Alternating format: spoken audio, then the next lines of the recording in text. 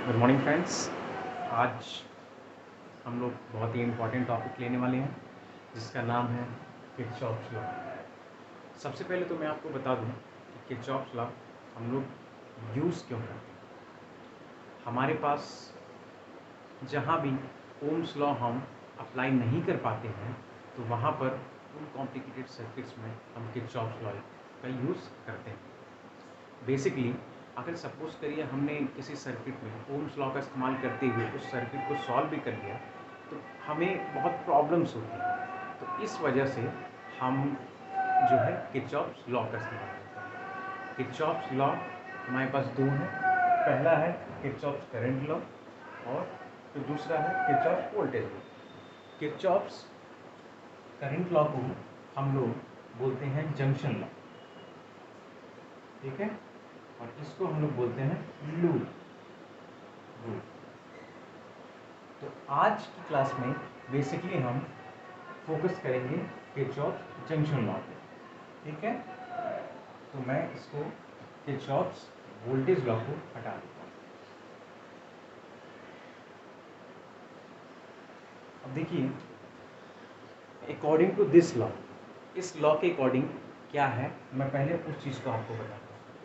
Current law कहता क्या है? किरचॉफ्स करंट लॉ कहता क्या है कि सपोज करिए हमारे पास एक नोड है, ये नोड है, ये नोड, और ये सब क्या है? ये नोड का मतलब क्या होता है कि आपने दो तीन तारों को लिया, एक साथ बांध दिया, ठीक है, और जहाँ से आपने कस दिया उसको, वो पॉइंट जो आपका नोड कहलाता है। जैसे कि ये पॉइंट, ठीक, हमने कई सारे तारों को बांधा तो जो पॉइंट जहाँ से हमने बांधा वो नोड कहलाएगा। अब देखिए, इन वायर्स का कुछ ना कुछ रेजिस्टेंस होगा तो हम इसको रेजिस्टेंस भी बना देते हैं इस टाइप में, ऐसे ऐसे करके, यूँ करके ऐसे रेजिस्टेंस हमने बना दिया, यहाँ भी रेजिस्टेंस ऐसे बना दिया। अब देखिए, किरचॉफ्स करंट लॉ कहता क्या है?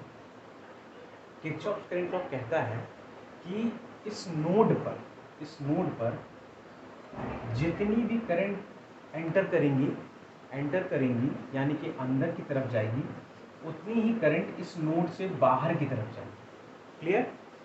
जितनी करंट एंटर करेंगी उतनी ही करंट बाहर जाएगी। तो मैं सपोज करिए मैं एक करंट मैं बना देता हूँ यहाँ पे, ऐसे डायरेक्शन, ये एक करंट गई मेरी I1, यहाँ से ये गया I2, ये डायरेक्शन है करंट की, ये है आपका I3, और यहाँ पे करंट ये इस डायरेक्शन में है I4 and that is I5।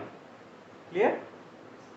Three currents, ये करंट आपकी एंटर कर रही हैं और ये दो करंट्स जो है आपकी बाहर जा रही हैं। क्लियर? अब देखिए, according to Kirchhoff's current law क्या कहता है? According to Kirchhoff's current law, current I यानी कि जो करंट एंटर कर रही है, entering at node, is equal to current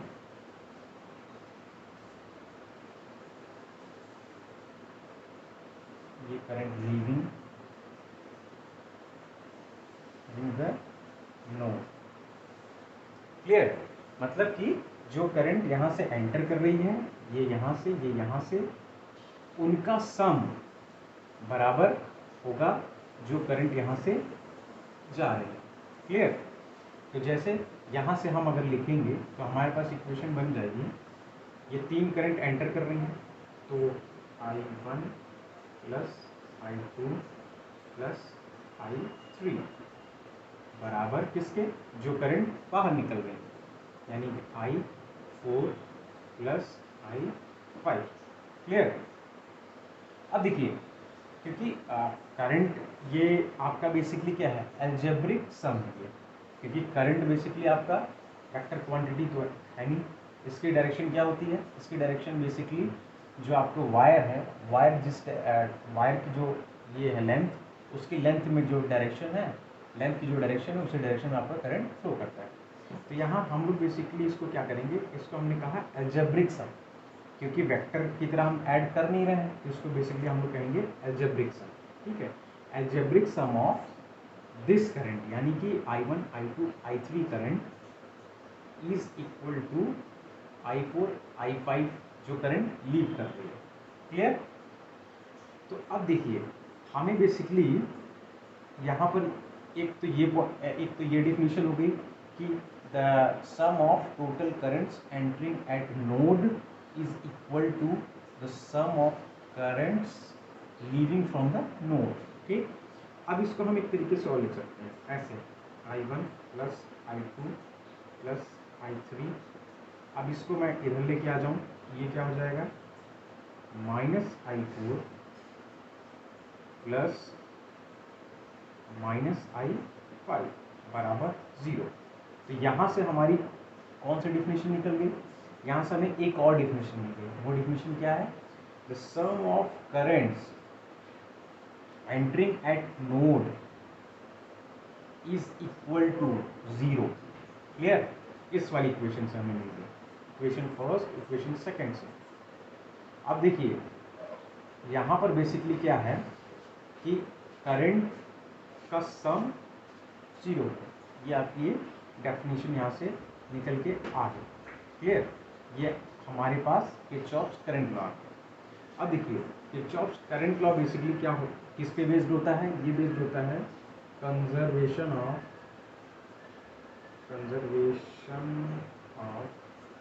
charge पे। अब ये कैसे होता है ये हम देखते हैं। सपोज करिए यहाँ पे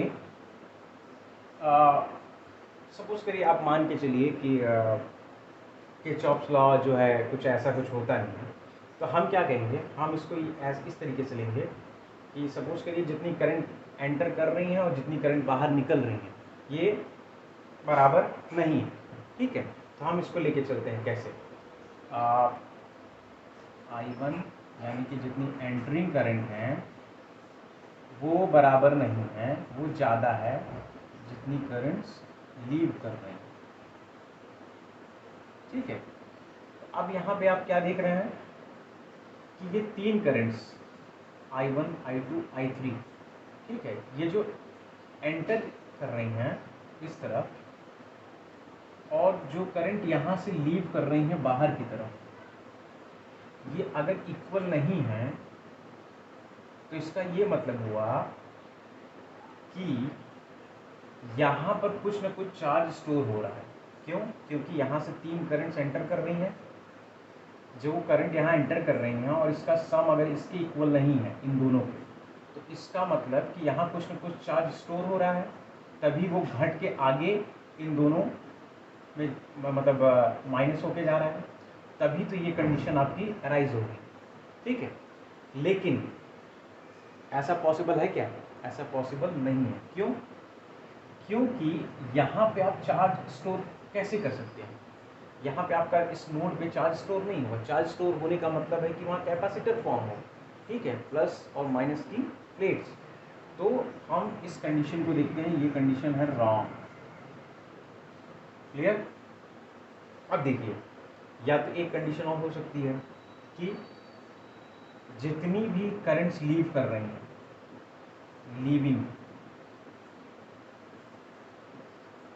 leaving the node is greater than current entering the node.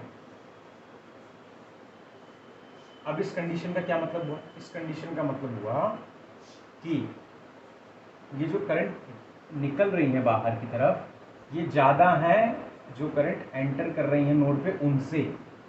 तो इसका क्या मतलब हुआ? इसका ये मतलब हुआ कि करंट जो बाहर निकल रही है वो ज़्यादा है जो करंट एंटर कर रही है नोड पे उससे। तो इसका ये मतलब हुआ कि यहाँ पे कुछ ना कुछ ऐड ऑन हो रहा है इन दोनों करंट्स में, तभी तो बाहर निकल रही है ज़्यादा करंट। तो इसका मतलब ऐड ऑन कहाँ से हो रहा है? ऐड ऑन इस नोड से हो रहा है। तो ये कब पॉसिबल है? ये कैसे पॉसिबल है? ये पॉसिबल हो ही नहीं सकता, क्योंकि चार्ज जो है यहाँ पे स्टोर हम कर नहीं सकते। ठीक है, तो ये भी कंडीशन गलत। तो इसका ये मतलब हुआ कि हमारे पास सिर्फ दो ही चीज़ें हैं, क्या,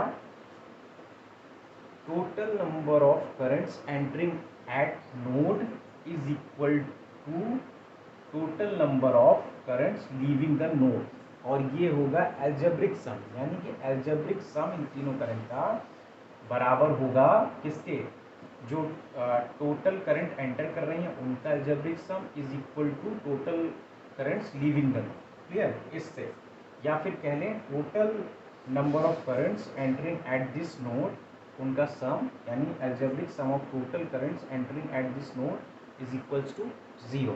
क्लियर, तो ये यहाँ से हमें पॉइंट्स मिलते हैं। अब करंट्स की डायरेक्शन कैसे लेते हैं, देखिए एक कन्वेंशन है, या तो बहुत सदियों से चला आ रहा है, जो करंट्स एंटर कर रही हैं, एंटरिंग करंट्स, उनको आप पॉजिटिव ले लीजिए, और जो लीविंग करंट्स हैं उनको आप नेगेटिव ले लीजिए, या फिर इन दोनों का उल्टा कर लीजिए, जो आपकी करंट्स लीव कर रही हैं उनको आप नेगेटिव पॉजिटिव मान लीजिए, या फिर जो करंट्स आपकी एंटर कर रहे हैं उनको नेगेटिव मान लीजिए। बट आप कोई सा भी कन्वेंशन मान सकते हैं, बट दोनों अपोजिट होने चाहिए। ओके फ्रेंड्स, आज की क्लास में इतना ही। नेक्स्ट क्लास में हम लोग देखेंगे किरचॉफ्स का voltage law. Okay, thank you, bye bye.